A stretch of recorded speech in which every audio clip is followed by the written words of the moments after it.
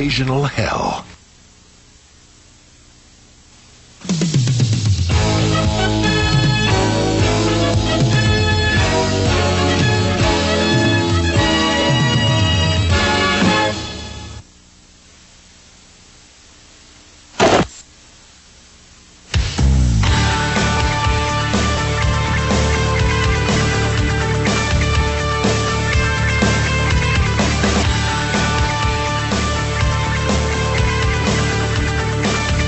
We're live from the mile-high city of Denver, Colorado, where the weatherman is warning local residents to brace themselves for a huge snowstorm.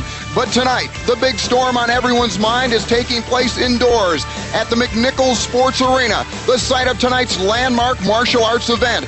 8 of the deadliest fighters in the world will meet in a no-holds-barred combat to determine who is the ultimate fighting champion. Be forewarned, there are no rules, no judges' scores, and no time limits. Testing themselves in bare-knuckle combat this evening, you'll witness Royce Gracie, Brazilian and world light heavyweight jiu-jitsu champion. Patrick Smith, 1993 Savaki Challenge heavyweight champion in Taekwondo. Art Jimerson, IBF North American cruiser boxing champion. Gerard Jurdo, world heavyweight Savate champion. Zane Frazier, the WKF super heavyweight Kempo champion. Ken Shamrock, the #1 ranked shoot fighter in Japan. Tylee Tooley, 3 years pro sumo champion on the Japanese professional circuit. And Kevin Rozier, WKA and ISKA super heavyweight kickboxing champion.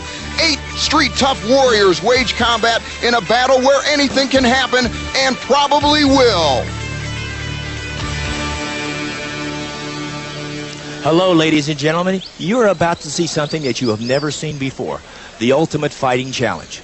Hello, I'm Bill Wallace, and welcome to McNichols Arena in fabulous Denver, Colorado. Along with me is Jim Brown. I'd like to introduce you to what is called the Ultimate Fighting Challenge, to where they're having different fights, different types of disciplines: karate, judo, jiu-jitsu, savate, kickboxing, sumo wrestling, to where they have no holds barred, anything goes. Jim Brown, what do you think? Bill, I've been around the toughest fighters in the world: Muhammad Ali, Joe Frazier, Mike Tyson. I've been around the greatest NFL players, the tough guys, Dick Butkus, Sam Huff, all of those guys. But I'll tell you, they could not last in this ring. Would you do it? Would I do it? You mean when I was in my prime? Now. You doggone right I wouldn't do it. Oh, come on. Not a chance. Oh, it's not that hard. Just remember, all you have to do is climb over the ropes. These guys are experts in what they do. They've trained for years. They're champions. They know things that nobody knows. Oh. Along with me also, oh, now come on. Along with me also now is Kathy Long, 5-time world kickboxing champion. Kathy, what would be your strategy in here? I tell you, I would rely on speed, my speed. You're not very big now. No, that's true. I mean, if I were to do this, and if I were a guy much bigger, I think the best thing to do is go for something as quick as you can. How would you fight him, Bill? How would you fight him? Would you try to get inside? Would you stay away? Would you try to use the ropes or the chain link fence? Or would you just try to keep away and make the other person tired? Remember, we're a mile high up in the air. We are, but if I were fighting, I'm very used to being in good condition, so it doesn't matter to me. But on the other hand, it would depend greatly on who I was fighting first. Well, there's going to be a lot of grappling in the match. And also, I'd like to introduce you to Rod Machado. Tell us a little about the grappling that will happen. You bet, Bill. Bill, you didn't ask me what my strategy would be for the fight, but if I share that with you, it would be to get out of the ring as quick as I possibly could. Bill, the grappling is a very, very interesting art, and I think what you're going to see tonight is quite a few of these fights go to the ground. Tonight promises to be a most interesting evening, and despite the fact that we start standing up, don't be surprised to see these people going to the ground, and I would say that the person that commands the fight is probably going to be the person who is skilled in grappling, and you're probably going to see jiu-jitsu, in my estimation, at its best, and expect to see a lot of patience and strategy on the part of Royce Gracie, and I think you're going to find it to be very, very interesting. Bill? Well, as you notice, the ring is a little bit different than a normal boxing ring. It's more like a pit. In the ring now is Brian Kilmore. Brian, what do you think about it? Well, I'll tell you what, Bill. You talk about an original event. If you want to know reasons, if you want to know why it's such an original event, look no further than this ring. It's not a ring at all. It's an octagon, 8 sides. Got a fence here, a little bit of give, no rings. He got some padding, and he got a mat. And you want to get a shot of this mat. It's kind of soft. The boxers are talking about it could be a little bit of a slow service. This is what I'm talking about. It's got a little bit of give. It's going to be fun. It's going to be exciting. Only two ways out, and not until this thing is over. Tell you what, Bill, take it away. This ring is something else. I'm going to get out of here before it starts. Well, let's look at the chart and see exactly who's fighting and the systems they'll be fighting with.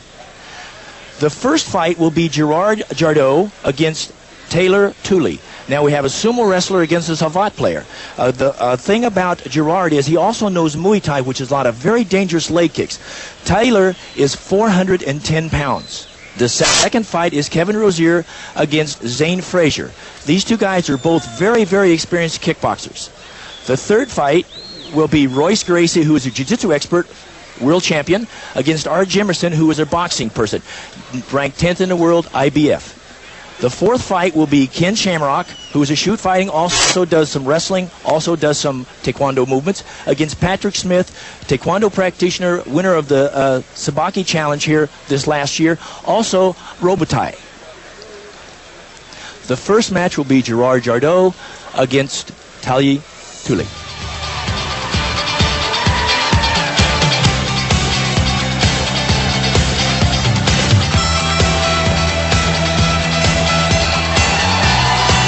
Fighters are entering the ring now. That's an interesting robe he's wearing there. It's much like a Samoan type of a gown. Yeah, he looks pretty calm, pretty relaxed. He looks like he's ready to go to me. Yes, indeed. He looks psyched. He's a very agile individual, too. I know him from Los Angeles. Yeah. One of the Bouillard brothers. There's a line, we know what happens in Los Angeles. Oh, yes. A lot of things can be going on in your mind when you're walking up to the ring there. Well, that's a long walk. You have to realize that's about 75 feet, and like I said, there's only two ways in and out of that place. Yes, indeed. Or over them.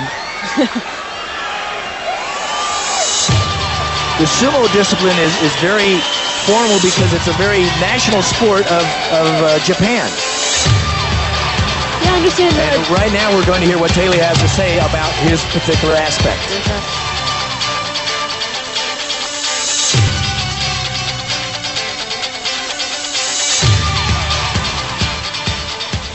My name is Taylor Tooley Whitey from Laie, Hawaii. I'm a professional sumo wrestler. The strongest part of my body is my heart, and I know I can win this fight. Now into the ring would be Gerard Jardot from the Netherlands, who's a Savate champion. Gerard is very strong with his legs, very strong kicker. Uses a lot of kickboxing techniques, very strong. Well, he certainly looks pretty mean. Looks like he's ready. Yes, indeed. Now, if you notice, most people will take their tops off, will be topless simply because they don't want their opponents to grab anything. There's nothing there to grab. There's no upper hand type movement.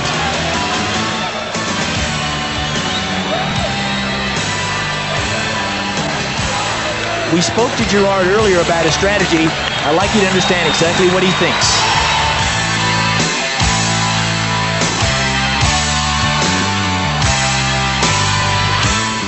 Hello, I'm Gerard Jardot.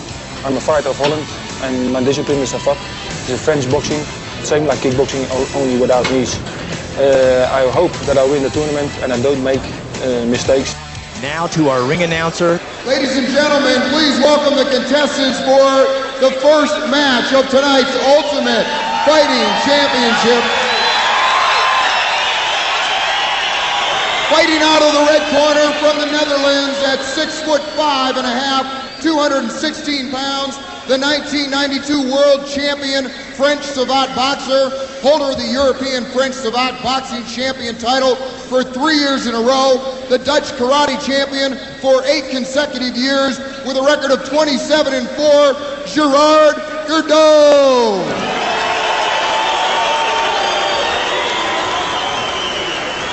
And his opponent fighting out of the blue corner, Honolulu, Hawaii, floats higher in the Pacific tonight, free from the weight of our next challenger, standing 6'2" and tipping the scales at an incredible 420 pounds.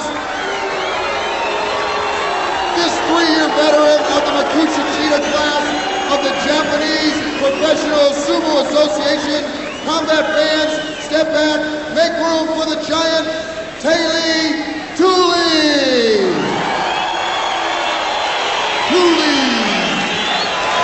I think it's about ready to start. I think I'd be pretty nervous if I were in there with somebody that large. Well, yeah, but also somebody that good with his feet and good with his hands also. Well, absolutely. Now, Gerard is used to wearing gloves when he's in the ring, and he's out there bare-fisted. Yeah, they had the meeting, and they decided no hand wraps at all would be allowed. This is why the no holds barred, anything goes. So if you strike an elbow, you strike an elbow or a wrist or a shoulder, you might damage your wrist, and that could put you out. It could.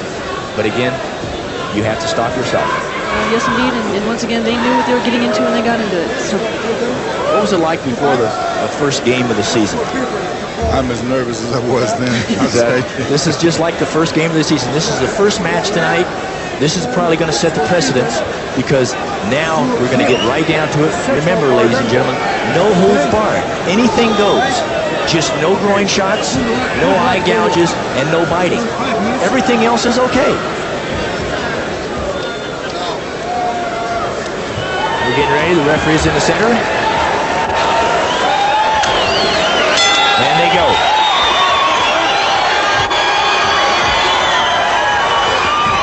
I think there'll be a lot of stalking just to see what happens. Endurance is going to play an important part of this. Kathy, what do you think? Well, Let's go. Whoa! I think we're just missing teeth there.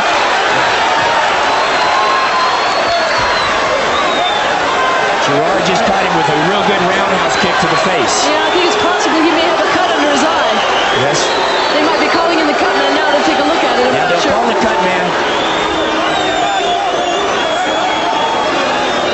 I don't think he wants to stop. He doesn't want to stop. They're just checking it right now. I think this has to be at least to check and see if the referees will allow it. He's checking it out. I think Taylor missed one of his teeth with that shot as I well. think he did. It came out towards us. I think it's a, maybe we can put it out of the bed and we get a quarter in the morning. Yeah, there's a bit of blood flowing out of the end of that eye. Yes.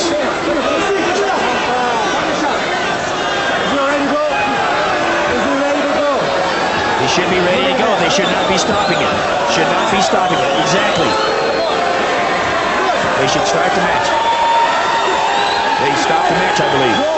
I'm not sure they're going to look at the replay. Now, if you notice, Taylor is trying to take Gerard down. He falls, loses his balance. Now, he stops right there. Now, watch. Bam, that's a right leg roundhouse kick right to the face. That's where the tooth came out. And he still stands there. He's stunned slightly. And then I think Gerard also struck him with a good right-hand hook. And I think that's where the cut is. I think the kick was below the eye. I think the punch was right on the eye. What do you think, Jim? I think it was totally in the face, and I mean... Well, it landed awesome, squarely. No awesome. question about that. Tooth came out. Yes. Kathy, did you catch that tooth? No, I think it's under the table here. Oh, okay. Well, I'm going to find it later, and I get $1 for it. When I was little, you got a quarter. Is that from the tooth fairy? Oh, they start again. The match has been called. Gerard Jargeau is the winner. One more time. Now, if you notice, Tommy is trying to force him into the corner to get him off balance or take him off his feet. Taylor loses his balance.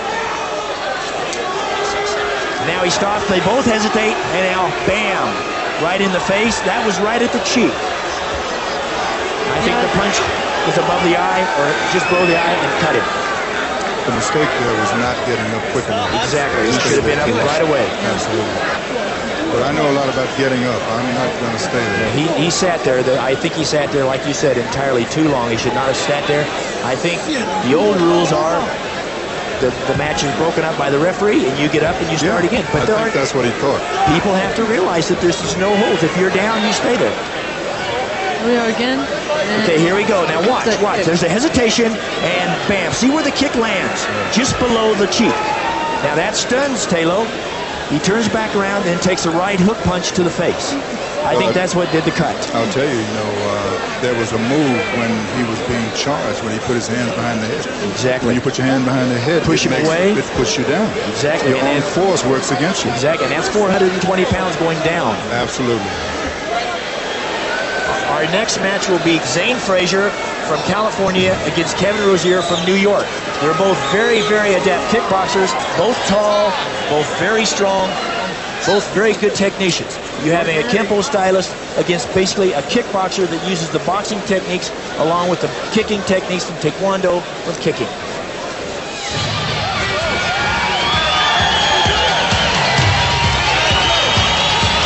Yes, this is Kevin Rozier. It's Kevin coming out.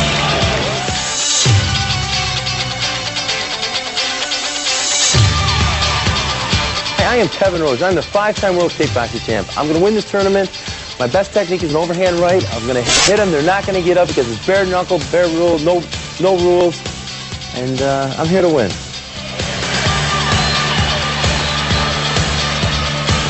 I think I detect a little bit of nervousness in his face. It looks a little bit. Yeah. But again, you know, they just saw in the monitors what had happened. So I think he thinks, headed. This is live time now. It's time to wake up and do the work. Now with Zane Frazier from Hollywood, California.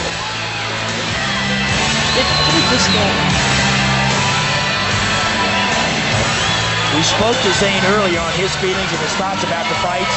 Join us. Okay.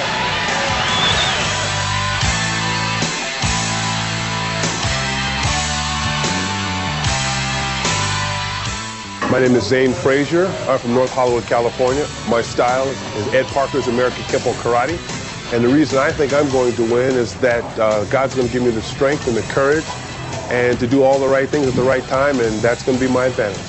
And now to our ring announcer, Ron Goins.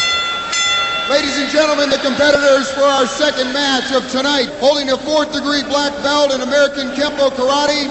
Our next fighter answers the bell at 6'6", 230 pounds from North Hollywood, California, 4-time international karate champ and the WKF super heavyweight kickboxing champion. Please say hello out of the red corner to Zane Frazier.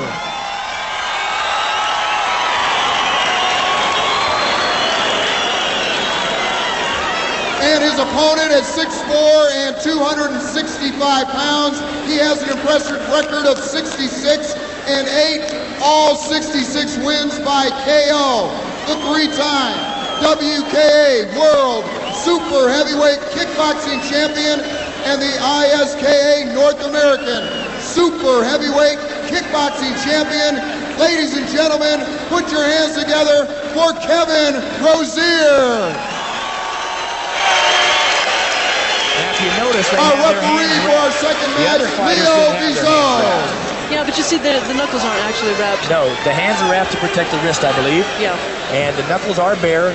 They're protruding out. The thumb is protected a little bit because oftentimes when you're punching, you might catch a thumb on a shoulder or something like that. Just protects any kind of a breakage. Don't you wish you could tape your whole body, Jim? Bill, you would know more about that than me. I only tape my ankles. Pain hurts. Let me tell you, it ruins your whole day. What I don't understand is why they're in the middle of the ring. There's nothing to talk about. Well, I think they're going over the rules here. The 3 rules. There are none. No eye gouging. Yeah, okay. Kathy, would you like to meet in the middle of the ring like that? No, sir. I don't want to get close to anybody when it's time to fight. Not when they're that big. And they starting. Here we go. Now we got some good footwork here. Now there's a lot of strategy now. Bill, that's not unusual to have a fight just like that go to the ground. Just again, a lot of power. I don't think anything. Whoa, good right hand. Good right hand.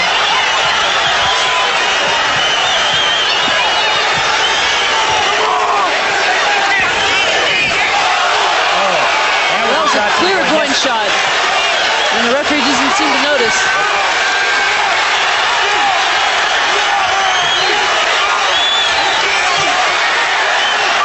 That's a strategy, pulling hair. Yeah. And that's something that wasn't talked about in the rules meeting at all. But it should be legal. It should be allowed. It's part of the body. I think it is. You see some of the hair falling down on the ground there. It's quite a bit coming out there. He's let go of the hair now. Oh. Well, that knee came right up into the chin. Yep.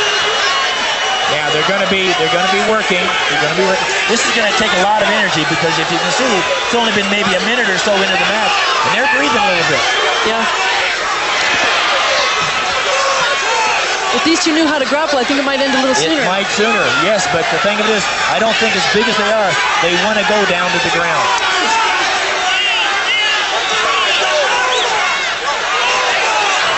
Now, Kevin is using a little bit of elbows. Now, if you look at their knuckles, they're getting a little red because they are hitting elbows. They are hitting bone.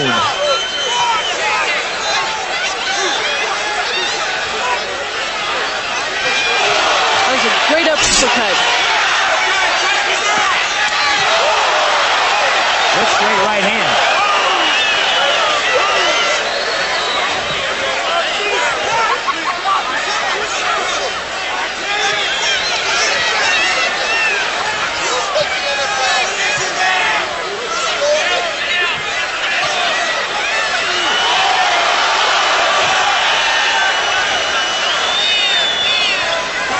There's a little bit of strategy playing now. They got to rest a little bit. Oh, the fatigue factor is a major factor. Great knee to the solar plexus there. You see that? Zane looks like he's picking his shots.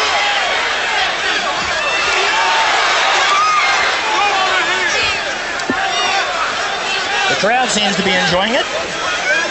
And if you notice some more strategy, they're going to lay on each other a little bit with that weight. Rest a little bit now. Yeah, they got to rest a little bit. Yeah, because this is a lot of, you're up a mile up in the air, and this takes a lot of energy to throw these punches, and also to defend yourself against this kind of a weight factor. Yeah. I know that a lot of times when you're in a clinch. And a mouthpiece just fell out. I can see that.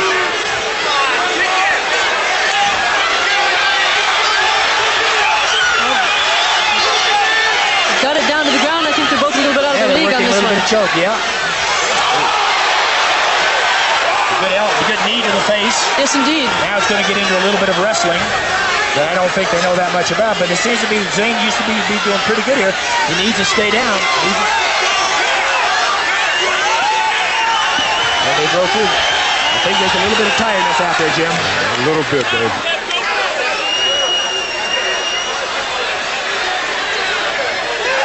Jim, did you ever get this tired? I doubt it, because the combination of things that they're doing would make anyone really totally fatigued. Well, when you were playing, they didn't have a team in Denver, did they? No. Yeah. It's a little different playing here. Oh. So you get a lot of swelling. Imagine. Yeah, they're slow now. They're trying to set things up. Kevin here.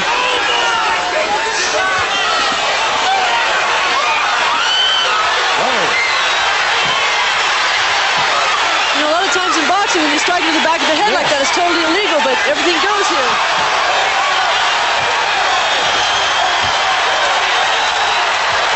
Okay, we're at the 2-minute rest here. Fatigue got him, baby. I think fatigue got to him. He went too hard, too soon, too often. Yep.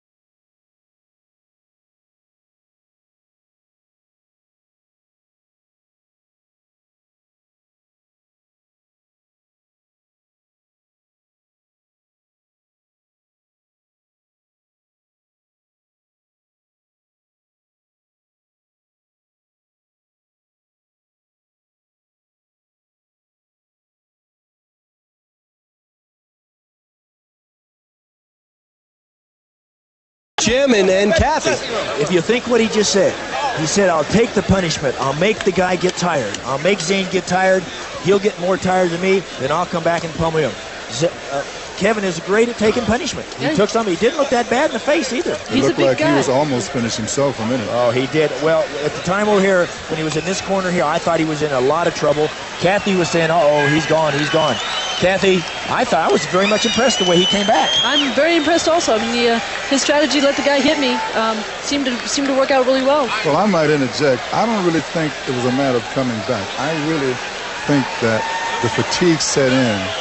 And when the fatigue set in, there was no defense. Exactly. Yeah. A lot of times, you can have all the heart in the world. We were talking about this earlier. When you have all the heart in the world and you're sucking wind, all that power that you had is gone.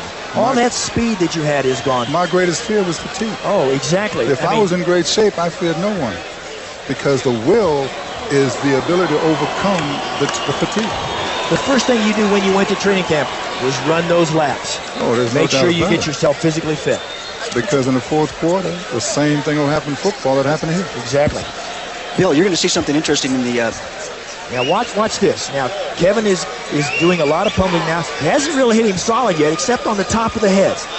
So he's not really going for the body. Zane is like, I think saying, I think I want to take the day off. Yep. Because now right at this point, right now, I think Kevin could have backed up and he would have just said, no, I'm just going to sit here. Because the stomp didn't really do that much. And I don't think this one does do that much either, because more of a push. But I think Zane was just too tired to do anything. Yeah. Well, over here, the mouthpiece came out. Right off the bat. He was getting hit just above the eyes. Yeah. A lot of things went on when they were tied up together. Exactly. Now we have a chart of the semifinal matches. Let's see what it's going to look like. Okay. Now, this will be the first semifinal bout, which is Gerard Gardeau against Kevin Rozier. Now, remember Gerard, the kicking techniques that he used against Taylor. He's going to try these same things against Kevin, because you notice how tall Kevin is. He's going to try to take Kevin's legs out from underneath him. Kevin, again, is trying to put the pressure on Gerard to make him get tired. You have to realize Gerard didn't get tired. Hoist Gracie, who is the world champion jiu-jitsu player, is entering right. He's the lightest combatant of everybody. Of all the 8 fighters, Hoist is the lightest. I think he weighs 176. Now, Art Jemison is the number 10 ranked IBF light heavyweight in the world. Okay, Hoist will be entering the ring right now. Hoist Gracie will be entering the ring.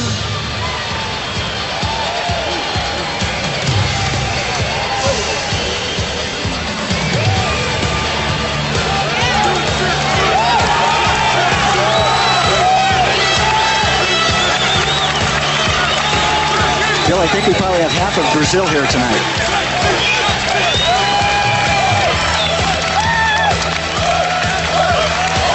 I would have to say that Hoist certainly looks the most confident of everyone who's come in so far. Yes.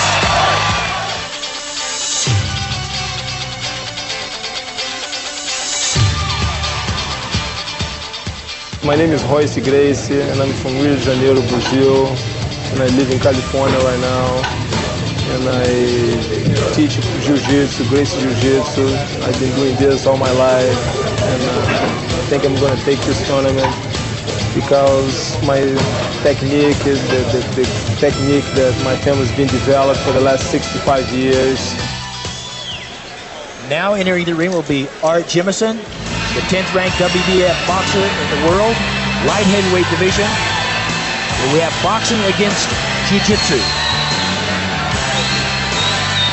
When you take boxing against jiu-jitsu, boxing is so incredibly limited by comparison. There's too many rules involved. Exactly. Now, Jemison, Art tried to work with some of the techniques, but I think he gave it up because, hey, I'm going to do what I've been doing over the last several years. And you can't change. Very difficult to change, Jim. Yeah, it takes many years to perfect any technique, and to just try to add some things to get ready for all of these different persuasions is impossible. We talked to Art earlier about his strategy. Let's find out what he thinks.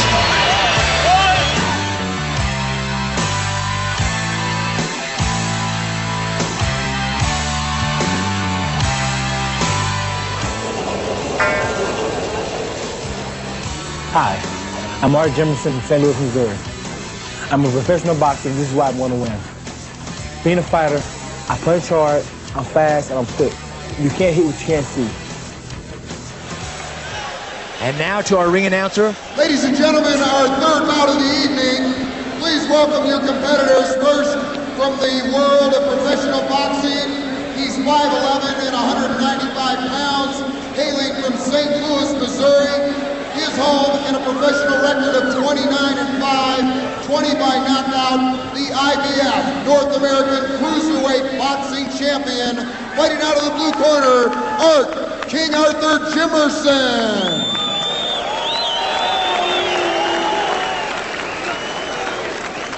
And his opponent, 26 years old, a jiu-jitsu master. He hails from Torrance, California, by way of Rio de Janeiro, Brazil. 6'1", 178 pounds. He is the jiu-jitsu champion of Rio de Janeiro, the world light heavyweight champion, holding a 4th-degree black belt with a record of 51-1. Please welcome, out of the red corner, Royce Gracie.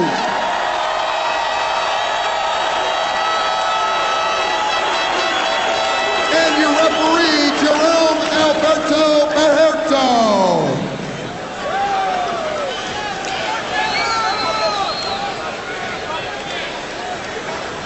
I think we're about ready to get this show on the road. I think it's kind of ironic that Royce Gracie is going to wear his judo top. Yeah, actually, Bill, it will work in his favor. It'll be easier to grapple with the guy, to actually get more friction on an arm. So?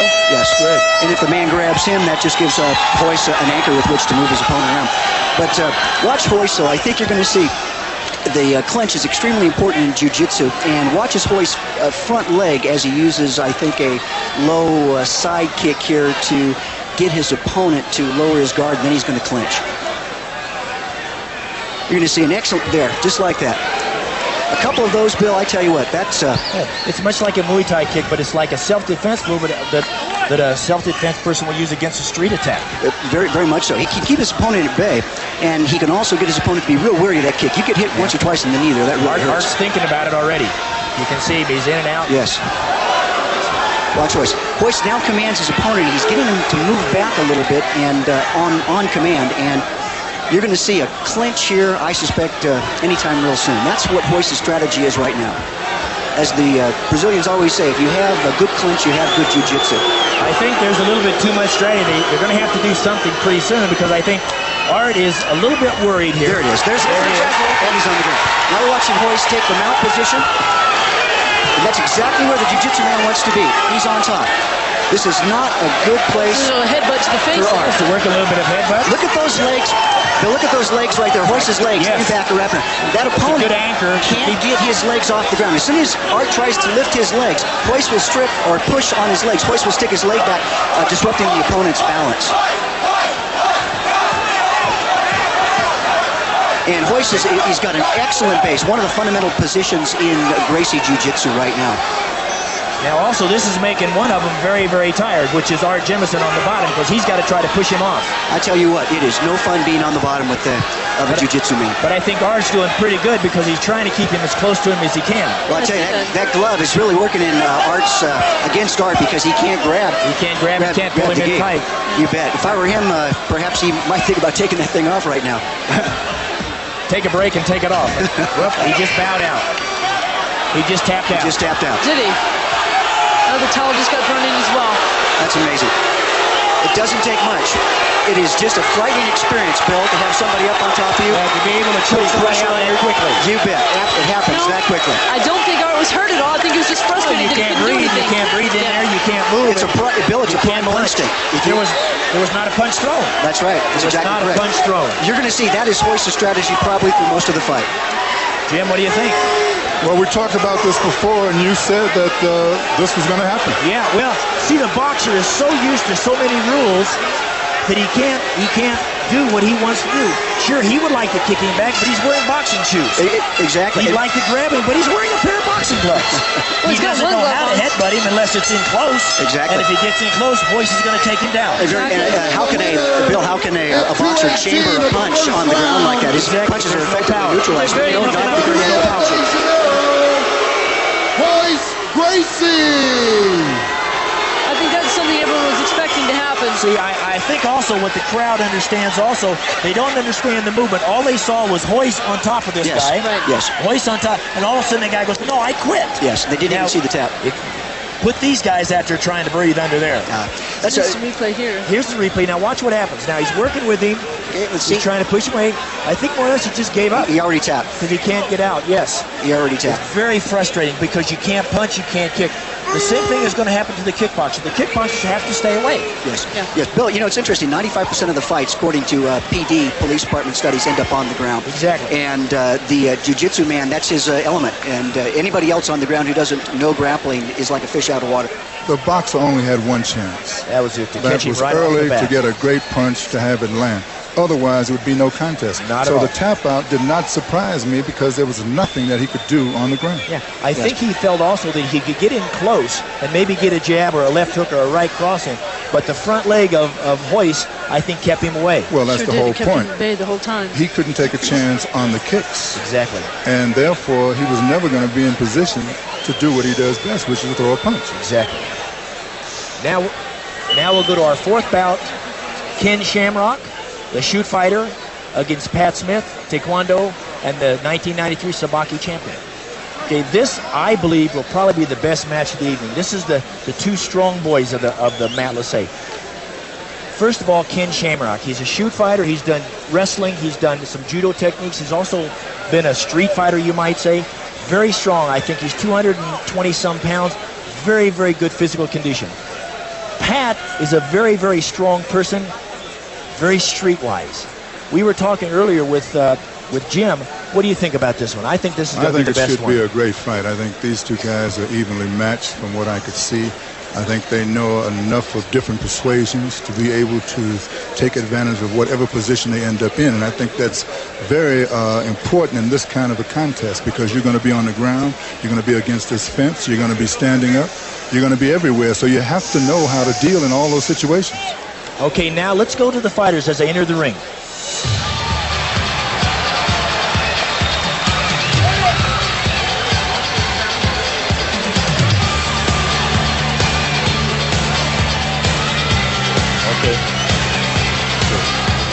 Entering the ring is Ken Shamrock.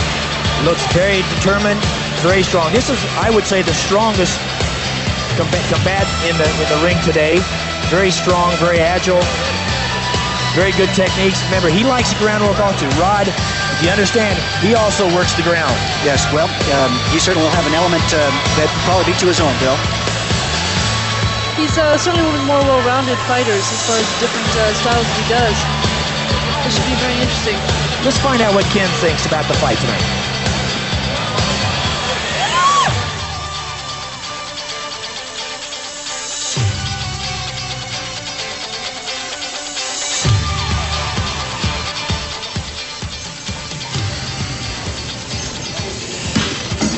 Hi, my name is Ken Shamrock. I'm fighting in the Pancakes organization out of Japan. I go 1 week each month and fight over there. My style consists of feet fighting, fist fighting, and ground technique. I think I'm going to win this fight because I am well adapted and I have many tools to go into the ring and use. I can fight on the ground and I can fight standing up. So I think this is my chance to win. And now let's welcome Pat Smith into the ring, please.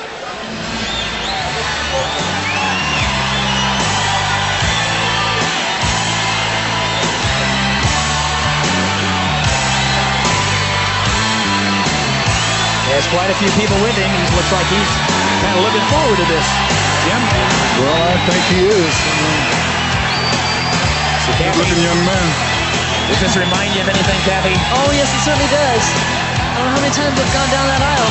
You know, it's still kind of ironic, but Hoist was the only participant so far that wore the traditional judo top or the jiu-jitsu top. Yes. Everybody else is wearing shorts or wearing, you know, trunks somehow.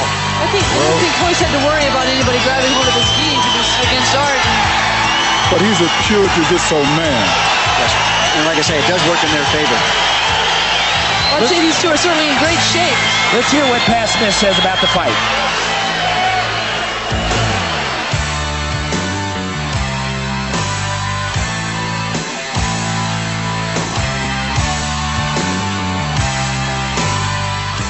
My name is Patrick Smith.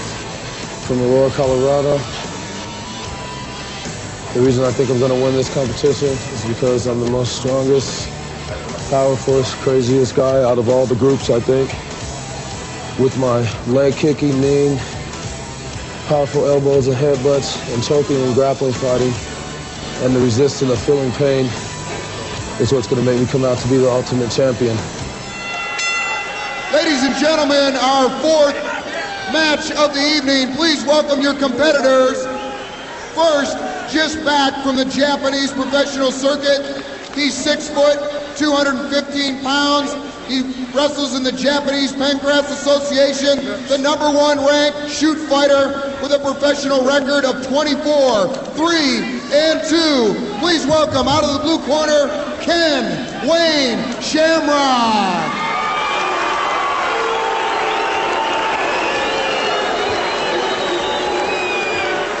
And his opponent from Denver, Colorado.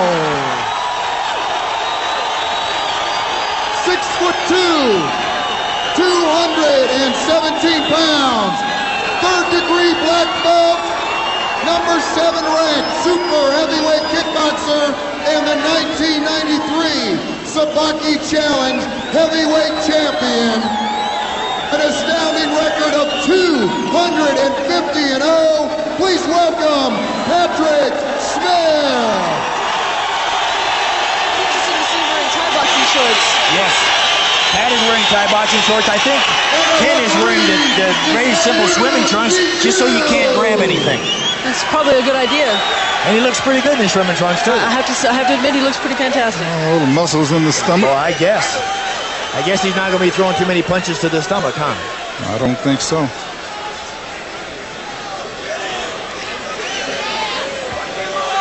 They're having their little traditional meeting in the middle, getting ready to talk things over. You There's feel not like that much being to out talk. there? Not me. I'm with Not you. Let's go play some football. This is your game, Let's baby. go. I'm an old person. I'm 40. I'm an old person. Superfoot. If you want to wrestle, we can wrestle, but at least getting hit ruins your. I told you, pain hurts. Though again, Rod. Also, I think there'll be a little bit of grappling into this. I think you can count on it. I definitely think so too. Both fighters all enough look pretty dry. They haven't warmed up very much. The shoot fighter's very familiar with the ground contact, ground grappling. And there's a nice clinch right there. And that's probably exactly where he wants him to be. Yep.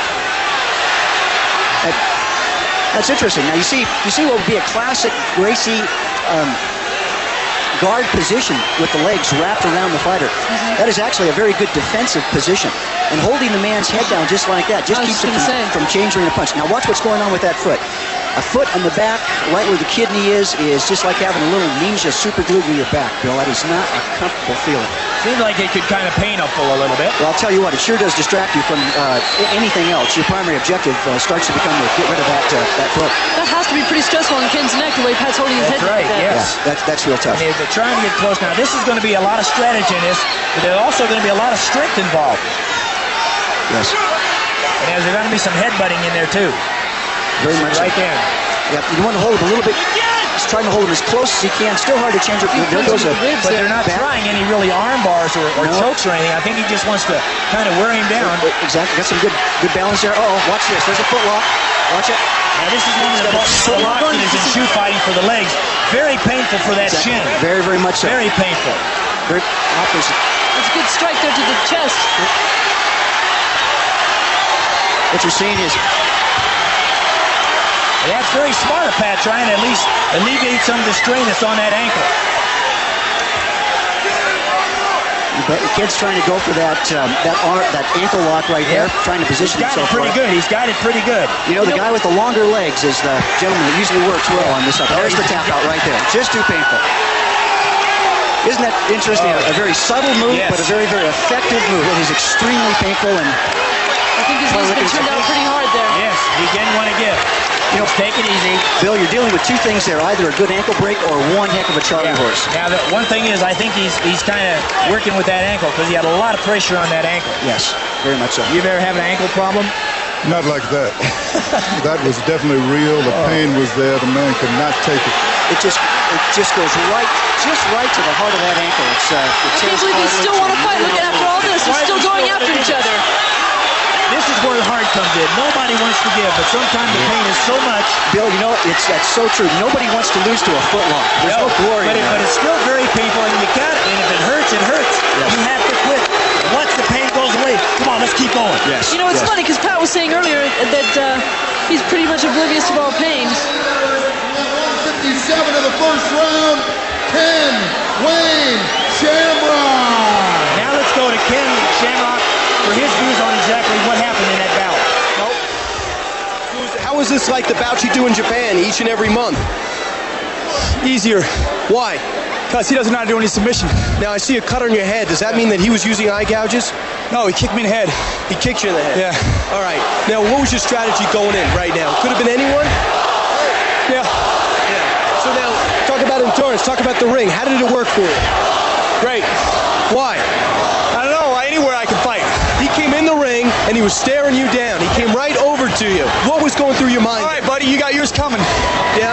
How important is that beginning, the psych out before? When you did not back down, what did that do for the win? I don't think it's psych or anything about psyching out. It's all about bringing confidence in yourself. Yeah. I ain't afraid of that man across from me. What do you have coming up? What are you thinking about now? Thinking about my next fight. All right. Congratulations, Ken. Good luck the rest of the way. All right, there he is, a very happy man. Now back to Bill at the booth. Bill, I got to tell you, he certainly is out for business. Well, you know, they were both very, very aggressive at the start of it. Here's the replay. Now, watch that ankle. Watch what he does with that arm around that ankle. There's a lot of strain on that. Now, look at Pat. Pat's trying to use that heel of his left foot to cause a little bit of damage so he can't get that ankle. Watch the ankle now. Now he's going to get it. There's Ken's move under right there. There's Ken's move right there. That's exactly what he wants. Right on the ankle. Right on ankle. Now, too bad he couldn't bite. You know? Watch, there's Ken's foot coming over to position his opponent, so his opponent can't move. Yeah. Right on the groin, and now he starts working the ankle to stretch it. And you see Pat again is still trying to get free. Oh yes, yeah. It's such a healthy feeling in that position. Well, I got to tell you, Rod, Ken weighs a whole lot more than Royce does. And Royce, how do you think that's going to match? They both seem to be pretty well matched as for the grappling. Kathy, I got to tell you, if I didn't have some practical experience in grappling, I would say weight makes a difference, but it absolutely does not. It doesn't make any difference whatsoever. It's amazing what a good jiu-jitsu man can do, or for that matter, a good shoot fighter can do if they position themselves to immobilize their opponent. A good base, it's most interesting. That is going to be quite an interesting fight. We have something shaping up, no doubt about it. I think it is. Now, neither one of these fights lasted very long, so I think endurance is going to be very important. If you notice, Ken was breathing just a little bit. Royce left the ring, went right back to the room to relax. Yes. So that's very smart. Conserve your energy as much as possible. Right. Yeah, let's look at the chart now and see who's going to be in the semifinal bout. Here we have Gerard Gordeau against Kevin Rozier. Now, they've both seen what happens out here. They both were out here. They were both winners. Gerard has to get out of here and get done early. Kevin has to come up here, take less punishment, and try to come up on top. Jim, what do you think? I'm smiling. I know you are. That's why I'm asking. I see two guys that I think are going to end up fighting each other. I think so, too. And it's not either one of these. Well, you know, the thing of it is, I think you're talking about what's going to happen here, but the problem is, I think the best fight of the night is the one coming up in the second semifinal. Royce, who's going to be a great ground fighter. Ken Shamrock, who showed us that he's also a fantastic ground fighter. Now we have to talk about the hand techniques. That's right. We have to talk about the hand techniques that are involved, the kicking techniques that are involved. Now it comes the whole conglomerate. Unfortunately, being able to use at everything. that time, right? Exactly. That's right. The unfortunate part about the ground fighting is it's not as dramatic. Well, it's not because people, they can't see. Yes. You know, we can see the joint lock. We can see the ankle that's being turned every which way but the right way. Yes. And we can see the looks on the people's face. All these people see is, hey, what's he laying there for? Yeah, why is this guy on top of him? Why isn't he getting off? Because it hurts a whole lot. Now, there's such a great deal of strategy going on there, positioning and mounting and weight positioning and looking for the next move. Very much like a chess game on the ground. But I think we also have a dark horse in Gerard Gordeau, simply because he knows how to use leg kicks. He's not worried about Royce's leg kicks. He's not worried about Kevin Rozier's coming in because he's quicker, has the leg kicks that takes Kevin's legs out, maybe. Kevin has to come back here. I think this first match is going to be a very good match also. Well, I think so. I was talking to Hoist, or about Hoist a couple of hours before the fight, and I think Gordeau was one that he was most concerned with. Yeah, because, I mean, he's got the experience. If you look at Gerard's face, he's been hit a couple times, so, you know, he's nothing new to this sport. You bet. That's absolutely correct. And we certainly saw what happens if a person goes down and doesn't guard themselves. Exactly. And he took advantage of that right away. Oh, the thing of it is, they're going to move. He's going to use the leg kicks, I believe. There's a lot of weight on Kevin standing on those legs. He's 300 pounds. You start pounding on those knees, we know what that's like in football. Well, I think Kevin is not really in great shape also. No, I think he's just trying to win the first match, maybe get through this one a little bit, and whatever, because, I mean, he was sucking some wind. But I think this audience has a lot of respect for the grappling, because I think most people that's ever been in a fight have been on the ground. And you know how exhausting it is and how you can be choked up. Absolutely. A large percentage of fights anywhere end up on the ground. I think Gerard is entering the ring. I think someone else is being escorted out. I think yes.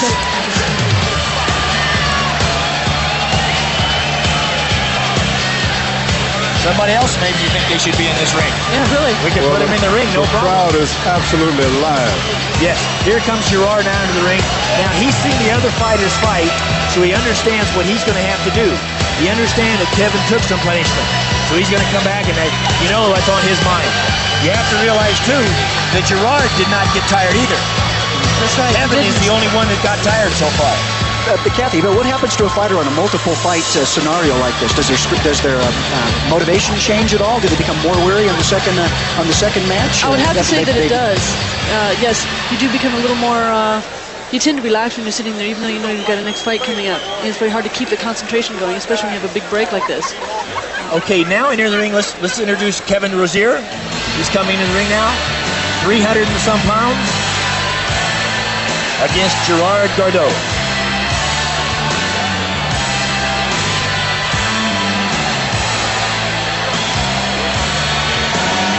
Now Kevin's face is a little bit different than it was the first fight, if you notice. Yeah, it's taking a lot of blows. He's a little happier now. Yeah, he's a little happier. Maybe he says, maybe if I get through this, I can make it. Maybe a little happier, but it's also a little more beat up. I just didn't go home. Yeah, that's what I was thinking about. He takes some punishment. Yes. He's got to do it quick.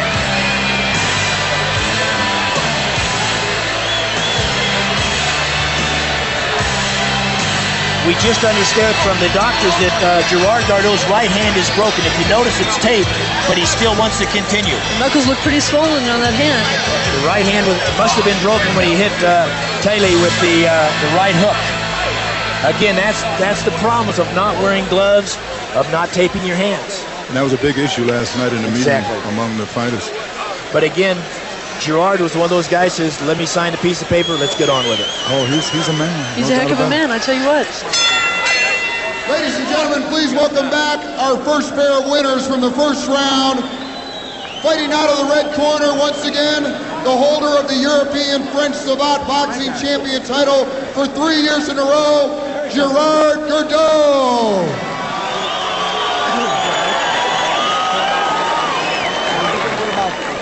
And fighting out of the blue corner, his competitor, 6'4", 265 pounds, from Buffalo, New York, Kevin Rozier. The strategy is going to be a little different. If you see Kevin's left eye, he's got a lot of Vaseline on that, a lot of protection on that thing. I think he got cut too. Yeah, I think he did. Is that Vaseline or is that tape as well? Yes. So he's got to worry about his right hand. Gerard has to worry about his right hand, Kevin about his left eye. They're going over the rules now that there aren't any of. They're just trying to say, let's make it a good, clean fight. And here we go. It's a nice handshake before they started it. That was very nice.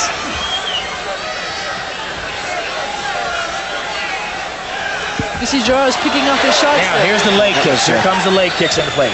Now, Rod, you'll kind of understand about the leg kicks. Yes, that's just amazing. Very stinging, very, very powerful. You know, it doesn't take too many of those built up. Oh, that again, right in the legs. This is right on the joint, too. Right on the joint. It's not in the thigh. It's not on the muscle, but it's right on the joint. Oh.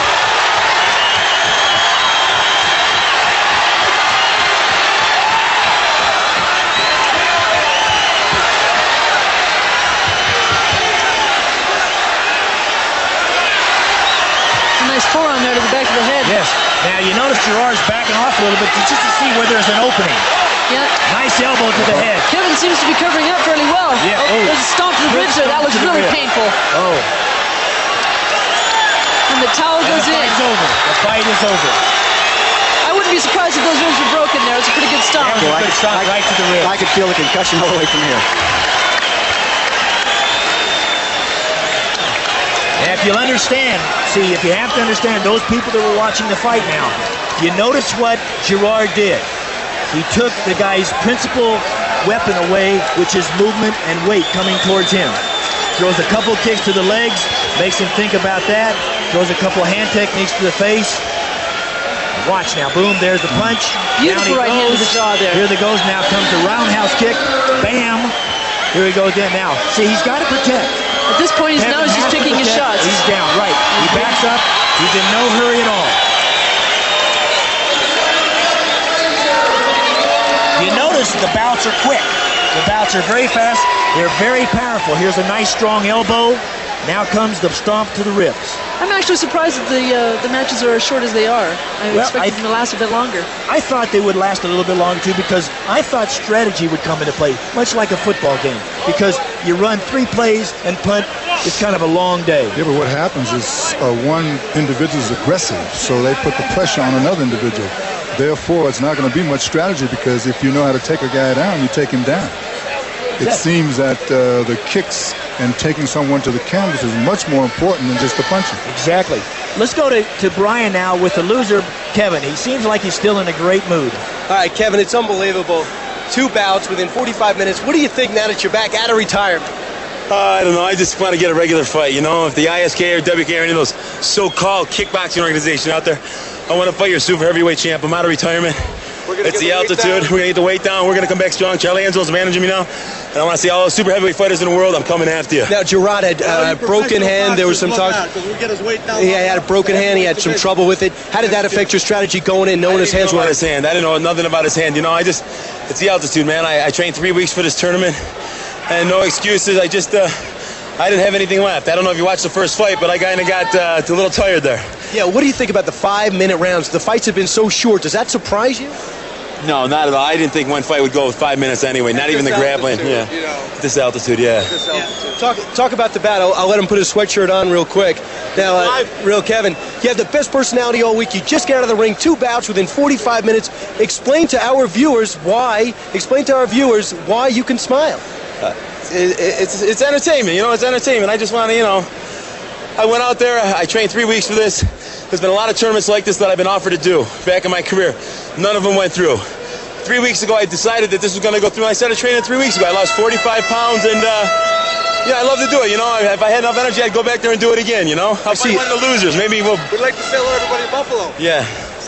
I saw your family were real concerned when this was going on. Well, I got a lot of family here tonight. It's quite an extensive story. We'll get into that another time. A lot of friends. A lot of friends, a lot of family. Everybody at Buffalo, Lenovo. Yeah, Buffalo, Death Row out of Las Vegas. Ultimate Fight is going to continue. Oh, yeah, I want to go to the next one. If they have me for the next one, I'll be in the next one. I think you're going to be doing this. You're going to be using the microphone next time. No, you know, yeah, I like to put Sullivan out of a job, that guy, and you. Sam Solomon doing a great job in the corner. He's a legendary man right here. He's a legend. To look at. I'll tell you what. Okay, hold on. And John, quickly, did you see any footage of Gerard talking about that match? I saw Gerard fight years ago. You know, I hope Gerard wins this. I said it from me. I really hope he wins it. It's his last fight. He's been a great champion. He's a gentleman, and I wish him all the best. And God bless his health. You know, he's a gentleman. He's a classy guy. Kevin, it's always a pleasure to talk to you. Congratulations on a great tournament. And we're going to go back to Bill right now in the booth. This match coming up, I think, is going to be the best match of the evening. Hoist Gracie against Ken Shamrock. Yeah, two good ground fighters, 2 very strong individuals. I think this is probably going to be the most exciting. It's a shame it's not the final bout. Do you think it's going to be short?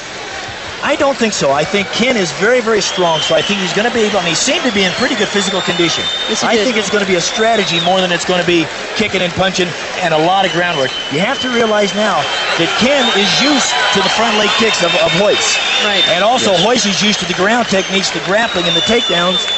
of Ken. So I think we have some strategy now. Very much so. I think what you're going to see is a great deal of patience on Royce's part, and that's one thing that he's noted for. By the way, Bill, how many of the fighters, I'm curious, came in and trained early, considering that we're probably a mile up? I think everybody was here a week early. Is that right? A week That's early? not very long. Yeah. No, it isn't. Not very. Match coming up. Kathy, go ahead. I wouldn't be surprised if you see the clinch occur real quick. I think they'll be doing a lot of grabbing, a lot of holding, a lot of feigning, more or less, because they both have the front leg. They both have the ability to kick. Kathy, who is a very, very great kickboxer, who is a very, very good kicker, but still had some very good hands. Now you're going to think how maybe those kicking techniques can set up some grappling techniques, or maybe create the opening that you need for the what you might call the kaboomer. Yes, very, very much so. It'll be interesting to see if Royce wears his gi. I think he probably will wear it again. Really? Yes. Okay. Now for the match, Royce Gracie will be entering the ring now.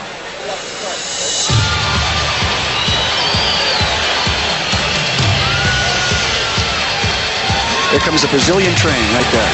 Yep. And Royce is getting a little look on his face. He looks like he's a little more determined now than he was the first match, because this is not going to be an easy match for him. No, he's against someone who definitely knows what he's doing.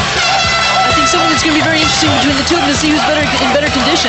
Now, will he continue to wear the obi? Will he continue to wear the gi? Yes, I'm sure he will. But what's really interesting, I think Royce's strategy will be to let Kevin do as much as he let Ken do as much as he can to wear himself out, probably with the kicks and with the punches, but watch Royce. But if you remember, the first round, Ken didn't do very much. Ken just kind of moved around a bit and dropped in for a beautiful double leg takedown, as we call it in wrestling, and took him right off his feet. Now, Royce has to worry about that. Now for our second combatant, Ken Shamrock of California.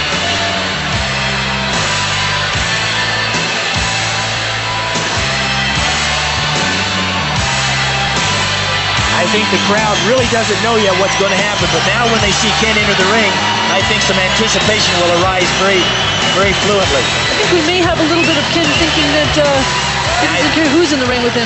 I also think Ken's going to be a little bit of boisterous when he enters the ring and walks across to visit Royce.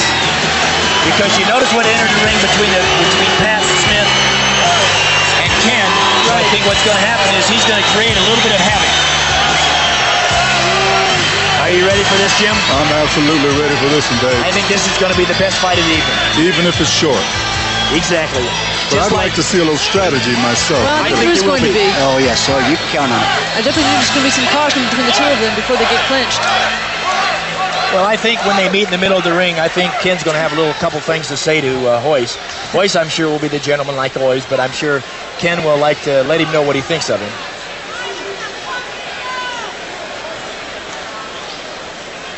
When they have the jiu-jitsu matches, are they usually by weight class? No.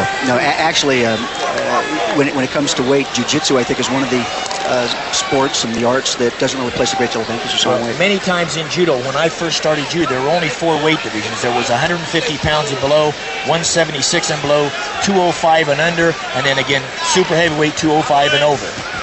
And I'm sure this is very similar, except, like you said, now they probably just have one large weight division. I think so. Which is none. That's right, Bill. I think what we're trying to do now is trying to let the guys get prepared for this battle. They know who they have to fight now. They're psyching themselves up. They're thinking, they're trying to relax, trying to move, even though Royce is moving a little bit. Ken's over in his corner, bouncing around up and down, trying to think, what can I do? What am I going to do? Royce has to see, how can I defend against the strength? How can I manipulate? How can I work this movement? Ladies and gentlemen, our second semifinal match of the evening. Please welcome back the 26-year-old jiu-jitsu master from Torrance, California, and Rio de Janeiro. 6'1" and 178 pounds, Royce Gracie.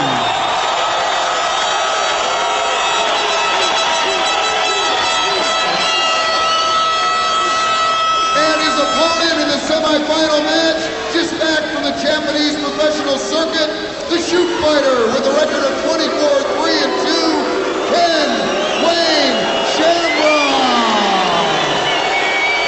I think that's a lot of the Brazilian contingent not liking Ken Shamrock. Yeah. I don't blame him. I don't either. He's going to have a lot of movement going on. Now they're going to meet in the center.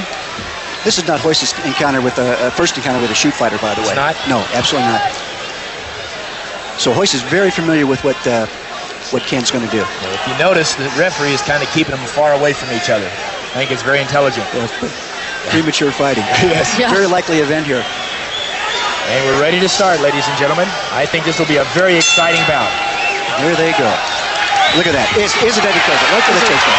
Big judge right away. Hoist is up. And now he's trying to put the person between his guard. There goes that kick to the back, right on the... Going right into the kidney there. Exactly. Yeah. Ken's got his right leg up, trying to prevent Hoist from getting his left leg over, and now Hoist has him in what appears to be the guard position. Hoist takes the mount. That's exactly where Hoist wants to be. Now what Hoist is probably going to try to do is get his left leg over Ken's.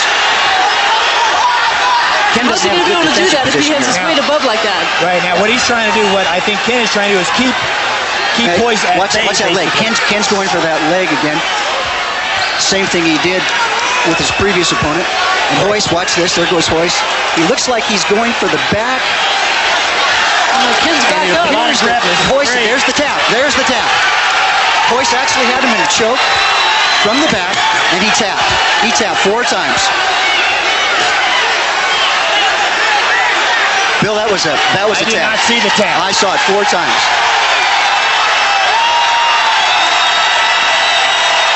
Now, from the angle that we were at, I didn't get to see what sort of hold he had on him, but that didn't last long.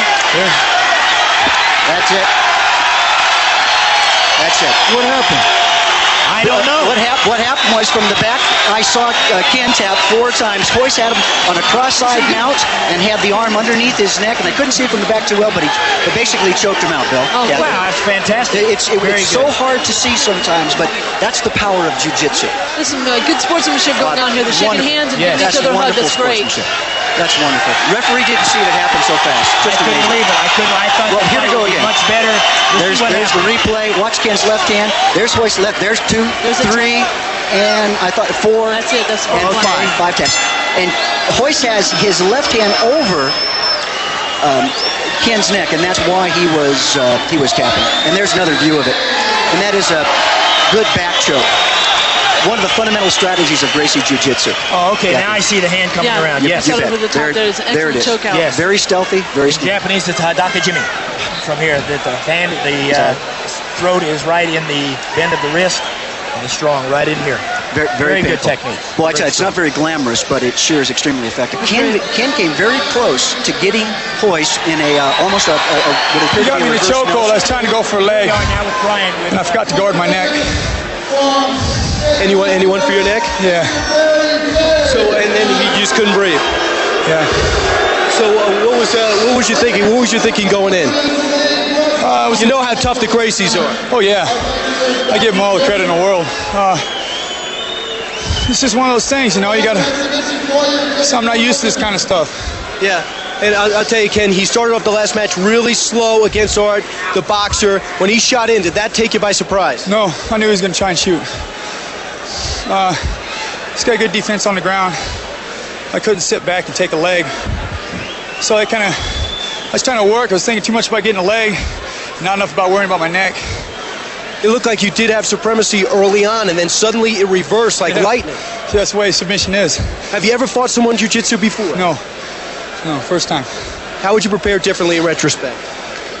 I think next time I would initiate. I'd shoot in, I'd take him down. I'd get to the side of him, maybe throw him or something. He picked his head up, and he was screaming to the referee something. What was he saying? I tapped the mat, and the referee didn't see it. So he said, referee's going to let it go. But I tapped the mat, I'm not going to lie. Otherwise, the referee would have let it go. And he let go of his hold already. So it wouldn't have been fair for me to say, keep going. Yeah. He'd already let go of the hold. Tell you, Ken, you can count on one hand how many people would be able to get in the ring like that and be able to talk to me rationally after. What is it about your demeanor where you can turn it on and off like this? I don't know. I couldn't tell you. When I get in the ring, it's kind of everything changes. You also mentioned to me during the press conference you'd hope to meet him in the finals. Yes. Do you believe that you're the second best person here? I'm the third best person here today. Okay. John Milius is over there, big-time movie producer, thinks you got an amazing potential. It'll be a lot safer. I like fighting. You going to be back in Japan next month? Yeah, hopefully I won't do this again. I'll be a little more prepared for it next time, you know. Hopefully I'll give him a better fight, you know. I'm sorry that I didn't give him a good enough fight, you know. But that happens. I had a pretty, the first one I was banged up pretty good, so I had to come in again, but that's what this is all about. Ken, you know what? It's time to relax and have a good time and watch the finals. Thank you very much. It's been a pleasure. Now we're going to go back to the booth where the big guys are, all the champions. Now let's go see what is the rematch of the thing, the replay, to see exactly what Royce did with Ken. The movement, again, he's trying to get around him. Ken gets around him once. And then, Rod, what do you see happening Ken's here? trying to roll to his knees here, but Royce is placing a lot of pressure, as you can see, on his left shoulder. And now he goes to his knees, but now look at that left hand of Royce. It's right there. It's underneath, and I bet you it's grabbing the right gi. Here's where the gi comes in, Bill. It's grabbing the right gi lapel, and Royce's right hand, I believe, is probably holding down or locking Ken's right arm. So that gi really did come in handy there. So what happens is he's using the gi also as a weapon, which is part of the whole thing also. Very, very much so. But again, that particular style, Gracie Jiu-Jitsu, is formidable with and without the gi. It makes no difference. This just is a different way, a different strategy that Royce is using. Obviously, quite very effective. Yes, very incredibly effective. effective. And, you know, Ken is a very strong person. Yeah, he looked like he had a strong neck. Looked like he could take some nice power. I don't think strength has too much to do with that technique. He's a heck of a sportsman, too. Great sportsman. He tapped, and the referee didn't see it. He probably could have kept going, but got to give the guy credit for that. I have to tell you, Ken was quite a sportsmanship at the interview as well. Exactly. And he also said he was only the third best. He didn't try to say he was number 2. Let's look at the chart now. Let's see who's going to be in our final match. Gerard Bordeaux, who I thought would be one of the top fighters against Royce Gracie, the Jiu-Jitsu champion. I think it's going to be an out-of-sight great match. Now you're looking probably the greatest master of Jiu-Jitsu in the world. The original founder of Jiu-Jitsu, Helio Gracie. You know, it's not very often you see a master of a system or certainly a founder of a system who's still alive. I mean, it's really pretty amazing. There was a seminar this morning, and he actually helped Rickson with the seminar. He still teaches. I attended that seminar. To answer the oldest question in the history of combat. Who's the ultimate fighter? We are here to pay our respects and to acknowledge the accomplishment of a pioneer warrior who 65 years ago paved the way for this competition. He was a fighter who took on any challengers regardless of fighting style in what we most realistic, bone-breaking, bare-knuckle fights that the civilized world has ever seen. We honor his fighting spirit, his teachings, his vision. The fighting world respectfully addresses him as the Grandmaster Helio Gracie from Brazil.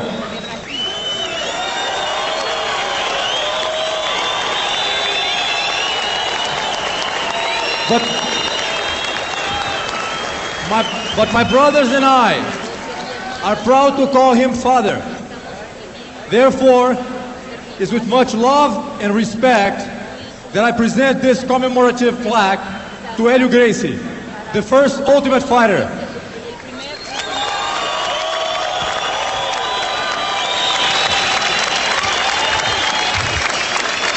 On behalf of the Gracie family and the Gracie brothers, we are very proud to be here tonight. We hope we enjoy the show. And this is what real fighting is all about.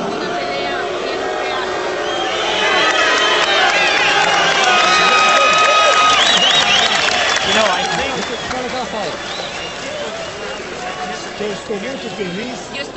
I am very happy to be here in the United States, in Denver, Colorado, to enjoy this fight. É isso mesmo. O que eu queria dizer é que esse espetáculo que ora meus filhos realizam em Denver para todo mundo é o prêmio que eu recebo pelos meus 65 anos de suor e sangue para conseguir o prêmio que ora recebo. I want to say that this this price that they have done in the 65 years is my 65-year price that I have been looking for in the challenge in the Gracie Jiu-Jitsu. Thank you. Thank you. And he's very proud to be here. Makito. Thank you. Ladies and gentlemen, we have the final match for the Ultimate Fighting Champion.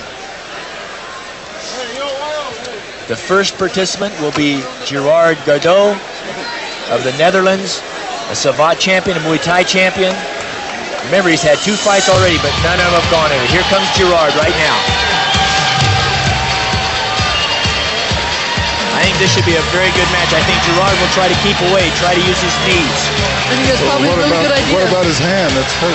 That's exactly true. I mean, he might try to use the Muay Thai type hold for the head and try to work the elbows. Again, Hoist knows this now because I'm sure he's heard about it. Yes. He's going to try to get his legs, try to keep immobilize those knees, immobilize those Muay Thai kicks. I don't think he's worried about the right hand anymore. Yeah, no. I don't think so. I much this isn't going to last very long. I think Hoist is going to be able to get a hold of him pretty quickly. I think he's going to come in as quick as he did on Ken. Yeah, that was a lightning fast strike.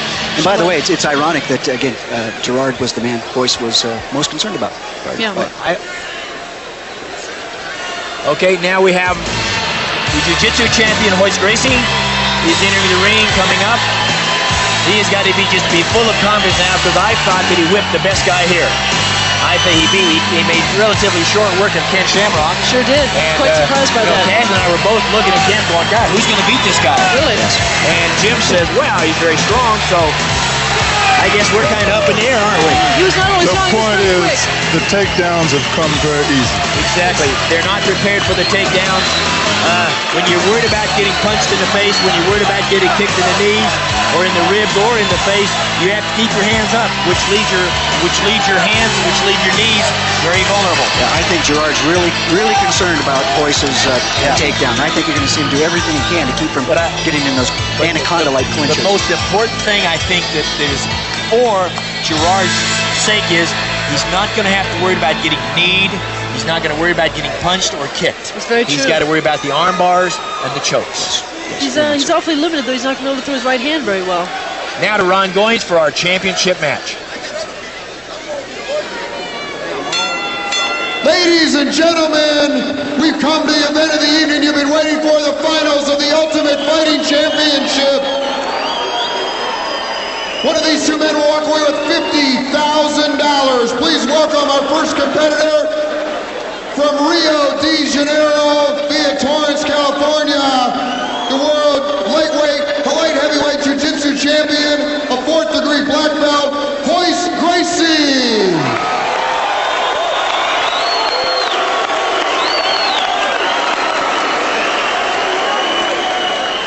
And his counterpart in the red corner from the Netherlands, 6'5" and a half, 216 pounds, the Dutch karate champion for 8 consecutive years, 27-4, Gerard Gardot.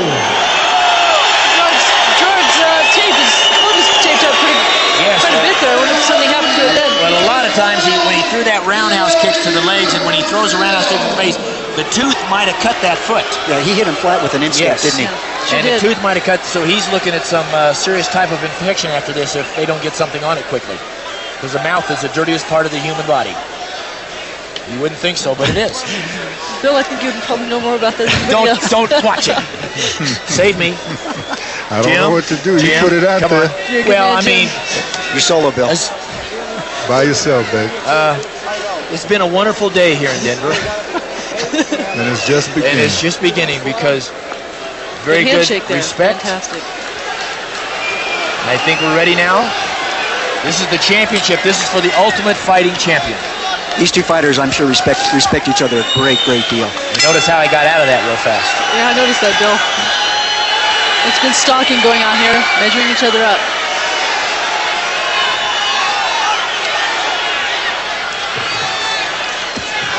Exactly what I expected. Hoist going in for the leg drag. Clinch, and that foot goes behind Gerard. He's trying to take him down, and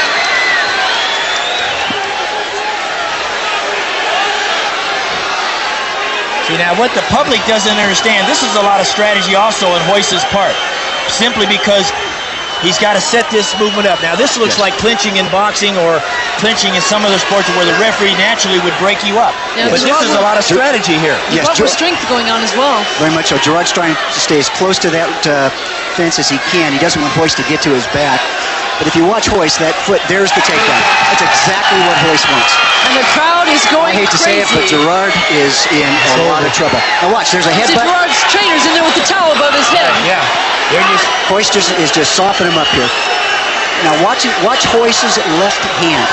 He's going to take it, and he's pushing hard to break. There's a bridge to break the wall. Here comes an armbar coming. I would be surprised if an armbar shows up here real quick. That looks to me like it could be. Not Bill. He's going to his back.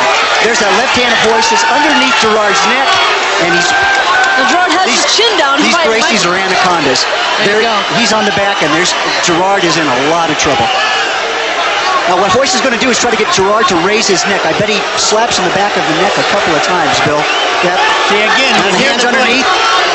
This is a major part of fighting. People do not understand that this is very strong. He's got to be a great joke. It's over. It's over. That was just incredible. Royce is not letting him go. He wants to make sure the referee sees that this is over, Bill. That is the power of jiu-jitsu in action. Simply incredible. These folks are going wild. See, what the public does not understand. Here we go. It's another fight coming up here. Let's just take it easy. Yes, there probably was some contention that Gerard did not tap out, but he tapped out. I saw the tap. They didn't want to make sure. They want to make sure that did not happen. Oh, he not only tapped out, he tapped on the foot and he tapped on my man. He tapped on his arm. His right hand is sides. Left and right side. I found my sport. Are you going to get right into that, Jim? Oh yeah. Fantastic. See, what the public does not understand, when they went down to the ground, you heard the booze, you heard the cheer. This is very important because, like they said, okay, we'll go to Brian now with an interview with Royce, I believe.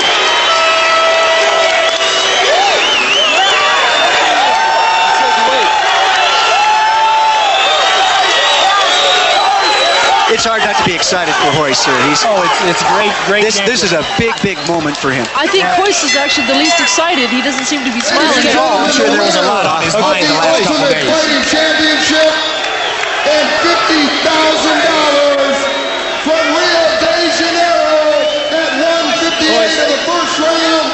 Royce Gracie. Royce, you just heard it right now. You are the first ever and the ultimate fighting champion. What's going through your mind right now? I thanks to my brother, my family for being to teach me this and to give me the chance, the opportunity to go through this.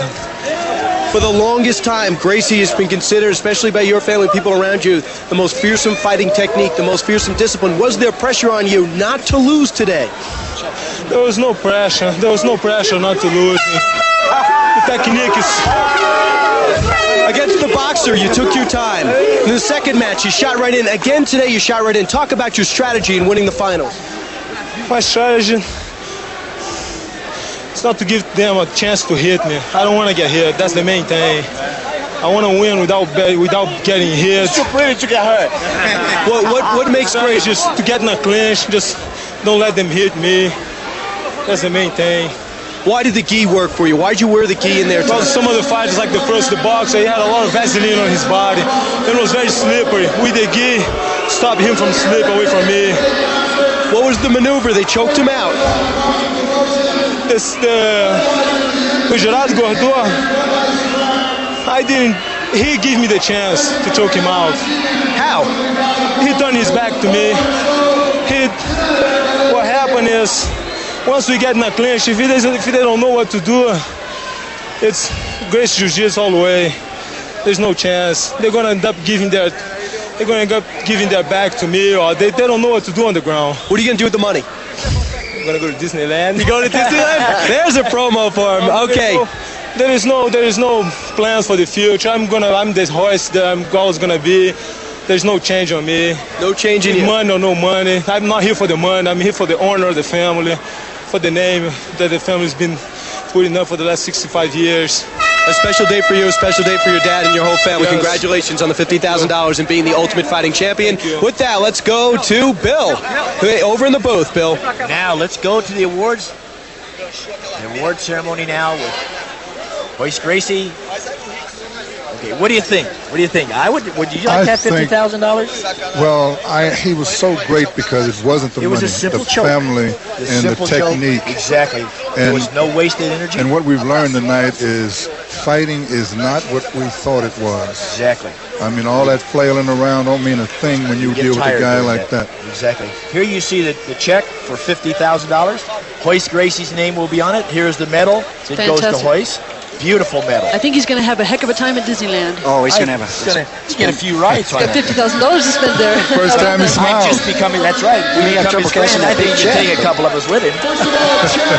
In the amount of $50,000 from Wow Promotions. That's really fantastic.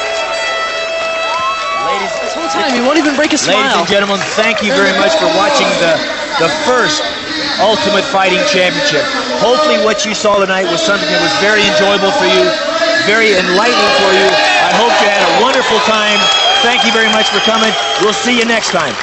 For Jim Brown, for Kathy Long, Don't for forget Ron Brian. Machado, Don't forget for Brian. Brian, what were you doing here? Kill me. You have not been a champion of anything ever. What were you doing here? I can tell the viewers, the listeners, what it is like in this ring and outside the ring, and I'm a thumb wrestling champion. I think you bribed your way. Stay there for a couple minutes, please. Stay there in a couple of minutes? Yes. All right. I'll see you guys after. Okay, Thank you very much, ladies and gentlemen. I hope you had a wonderful evening. For Jim, for Kathy, for Rod, and myself, Bill Wallace, thank you very much. Good evening.